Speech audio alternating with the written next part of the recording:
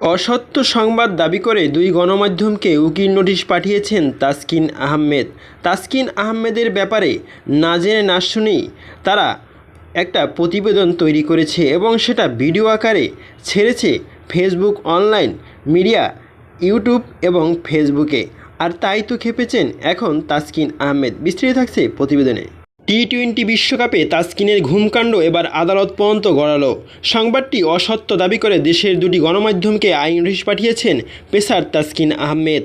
টি-20 বিশ্বকাপে ব্যর্থতা নিয়ে বোর্ড মিটিংয়ে আগের দিন নির্দিষ্ট কিছু গণমাধ্যম রেমানি সূত্রের বরাত দিয়ে জানায়, ভারতের বিপক্ষে বিশ্বকাপে মহাগুরুত্বপূর্ণ ম্যাচের আগে ঘুমিয়েছিলেন তাসকিন আহমেদ, আর এই কারণেই তাকে রেখে টিম চলে যায় স্টেডিয়ামে।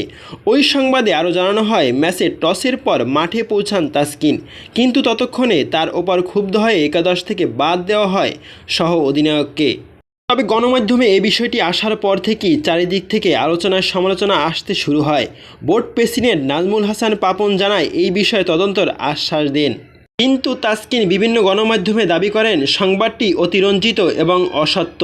তিনি ঘুমিয়েছিলেন স্বীকার করলেও টসের আগে মাঠে এসেছিলেন বলে দাবি করেন। বিষয়টা যখন প্রায় সমাধানের দিকে যাচ্ছিল তখন বোমা ফাটান একটি দৈনিক পত্রিকা। সেখানে দাবি করা হয় ম্যাচের আগের রাতে বিশেষ পানীয় পান করায় কারণেই ম্যাচের দিন সময়মতো টিম বাস ধরতে ব্যর্থ হয়েছিল তাসকিন। এরপরে আবারও নড়েচড়ে বসে ক্রিকেট পাড়া। আরও এক দফা সমালোচনা সইতে হয় তাসকিনকে। প্রথমবারের মতো এই বিষয়টি অস্বীকার করে গণমাধ্যমে সাক্ষাৎকার দেন tiger speed star Taskin Ahmed. প্রতিবেদকের নাম উল্লেখ করে দাবি করেন মিথ্যা সংবাদ ছড়ানো হচ্ছে তার বিরুদ্ধে।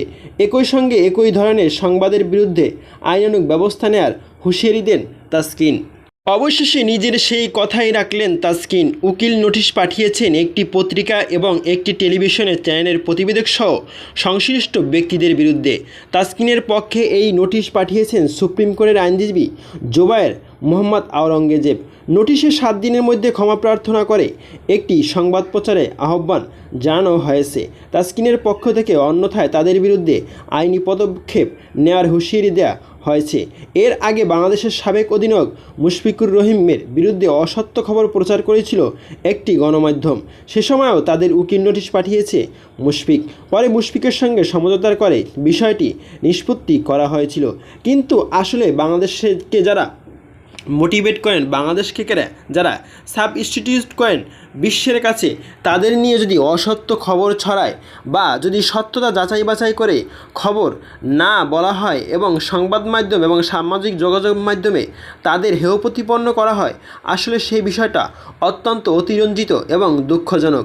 আসলে সত্য যাচাই বাছাই করেই সংবাদ প্রচার করা উচিত, কারণ এতে মানুষের ক্যারিয়ার নিয়ে একটা হুমকির মুখে পড়ে আর যাতে হতে পারে অন্য একটা